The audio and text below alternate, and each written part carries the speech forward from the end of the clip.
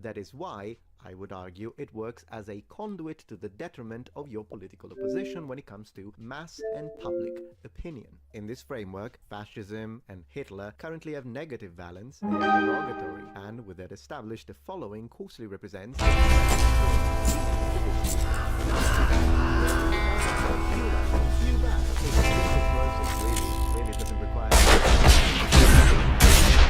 historical political science, which is one of the reasons why the media uses the word constantly. Yeah, who would have thought the media's full of shit? You see, once you take that leap, your historical vision is irreversibly tainted. The question is flawed to begin with because its basis, namely the expectations and the prism of evaluation, are not in alignment. And on top of that,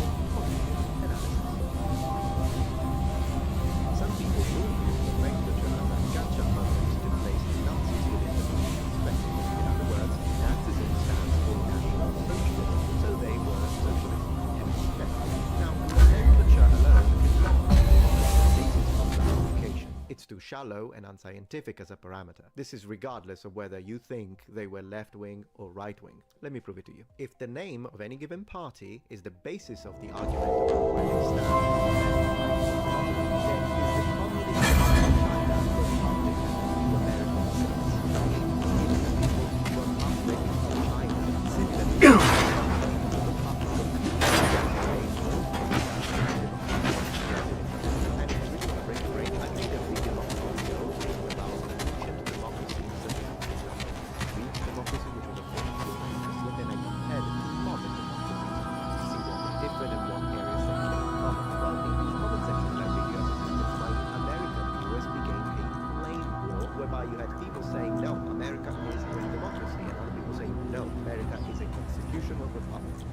do you know what Italy is?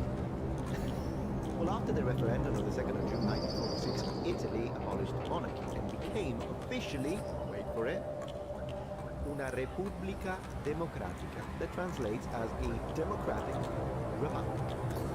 Yeah, welcome to Europe. You think that's confusing? Well, in the United States, simple liberalism often means social liberalism, and a liberal is a left-wing. But in Europe, simple liberalism often means classical liberalism, which can be a center-right position, particularly for those right-wing populist movements that embrace economic policies which in America will be associated with the left, while at the same time promoting cultural and social conservatism. And on that note, since we're talking about what a party named itself, you want to know what Hitler said when it comes to left or right? Well, Hitler denied that Nazism was either left-wing or right-wing. Instead, he officially portrayed Nazism as a, quote, syncretic movement.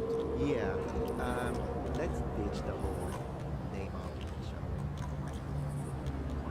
we? So, what do I propose as an alternative? Well, personally, I think that the best way to define Nazism is a totalitarian dictatorship. That's going to be our basic core definition to identify what we are talking about, instead of using the American left-right spectrum. Then, after having established firmly what Nazism is, we can then look at the policies one by one and decide from an American contemporary perspective which of these is right and which is left, based on those things.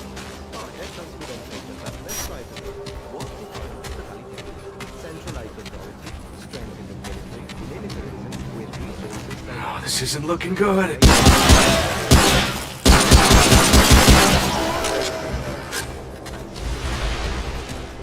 Positioned by violence, expansionistic foreign policies, and conquest through military might. Already note that all military regimes of 20th century fit very neatly within this German Nazism, Italian fascism, and Soviet communism. In other words, when we examine the practical manifestations of these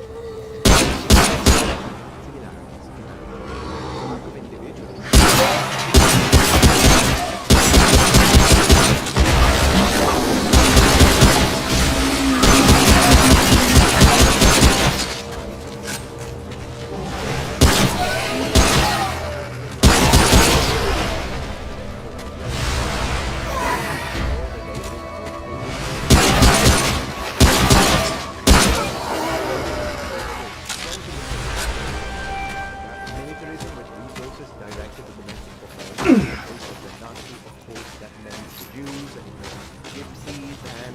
person that opposed the regime, but when it comes to Stalin,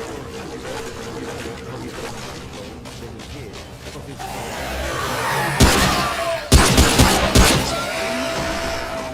what about let me put it in this little thought exercise. You are in 1940 Germany. You disagree with Adolf Hitler's opinions, so you go to Berlin and in front of the whatever government building that they have there, and you say, Hitler was an idiot. Yeah. You're going to survive that, and into the concentration camps you go. But what about Italian fascism? Well, you go to Rome and you state right at the main plaza, Benito Mussolini was an absolute moron. And there you go, dead in the prison. Well, you probably died before you reach the prison, but if you do reach the prison. And once again, let's teleport you to Soviet Russia. You are in front of the president and you say, Stalin, who is a monster. Gulag, immediate, no freedom of speech. In fact, freedom of speech is the first thing that goes to the government. If you appreciate my content and art, you wish to help me to my ability for being and back to me and my team of academics keep the channel strong and gives us the means to fight back against the political rewriting of policy. Stand with us.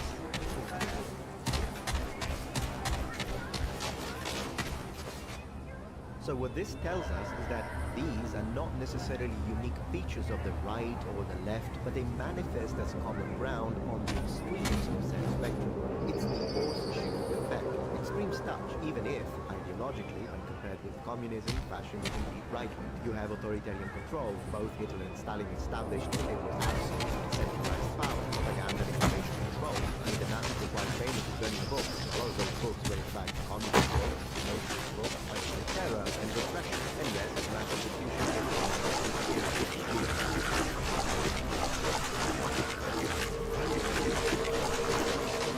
now, in Europe, eventually, Nazism is generally considered to be a far-right ideology, also due to their allegiance to the fascists in Italy and their countering of Stalin and communism, which is, of course, a left-wing extreme ideology. 22nd of June 1921 and the invasion of the Soviet Union stands as a clear proof of that. Besides, under Hitler, the newspapers and the Social Democratic Party banned functions and arrested. But once you start to look at things from the American political perspective, then the situation becomes much necessitating a nuanced argument. You see, the Nazis, for example, had nationalized healthcare. Government was really everything was about big government, and now we're not in favor of free market capitalism. Yes, I'll defend this one in a second. And here it is, on the left of America. So, it is on the following section, I'm going to present the characteristics of the regime, and then you decide where it leans the most towards. This way, we can promote critical thinking. Now, Nazism was characterized by extreme nationalism, state-funded welfare programs. If there were any form of identity politics similar to contemporary political discourse, of course the Nazis would have been against it, but so would have been the communists. They had state control of industries, support for a strong military, and as we said, repression of freedom of speech. Alright, now let's jump into the economic policies.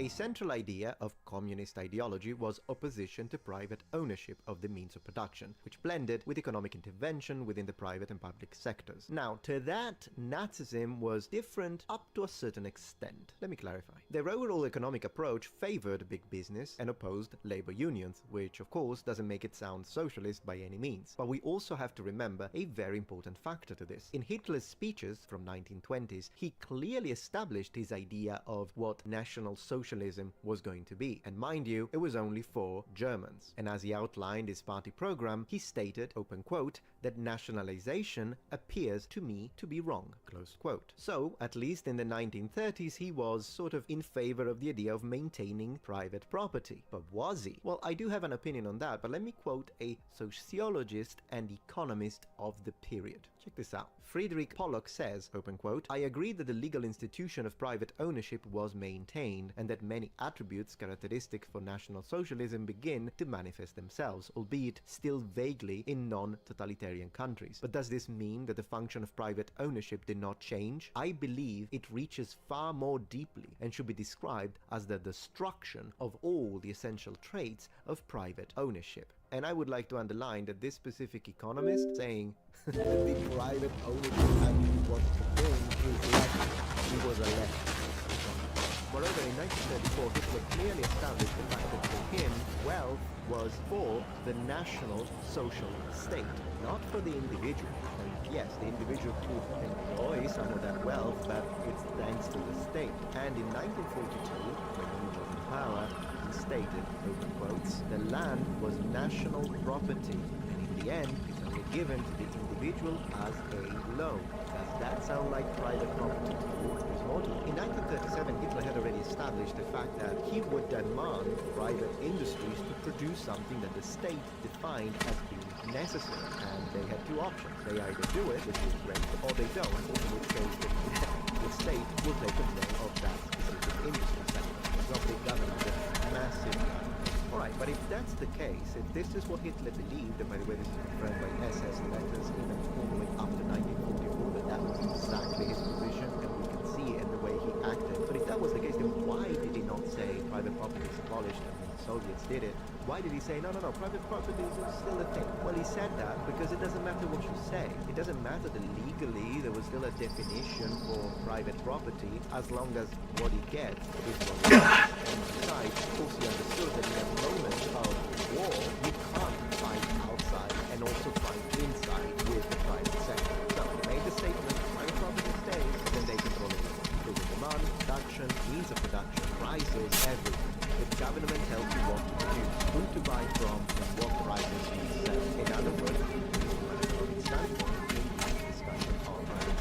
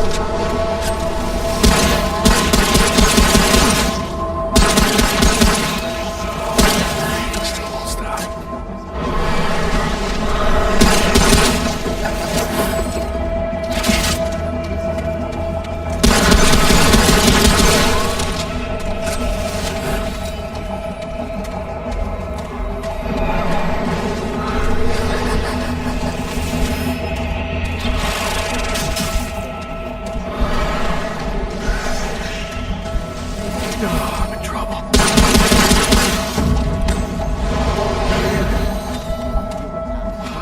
That was rough.